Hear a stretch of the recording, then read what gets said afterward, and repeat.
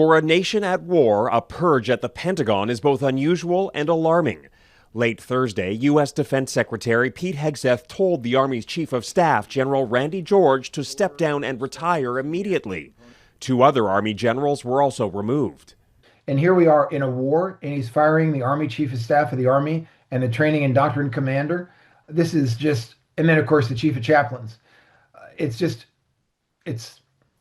very, very shocking. The abrupt dismissals came without any explanation, just as the U.S. Army deploys thousands of soldiers ahead of possible ground operations in Iran.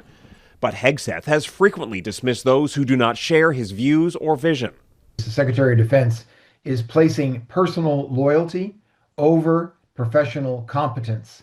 What that is doing is harming the readiness of our country because he is purging our most experienced officers. If loyalty is expected at the Pentagon, it seems to matter less at the White House, where President Donald Trump abruptly fired his Attorney General Pam Bondi Thursday.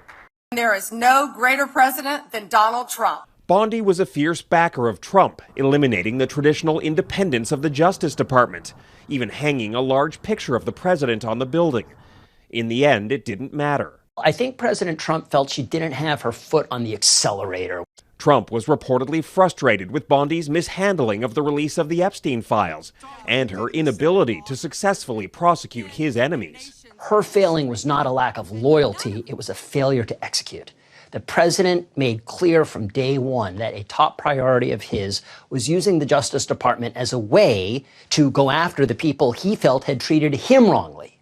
The next Attorney General will likely be a fierce but more aggressive loyalist.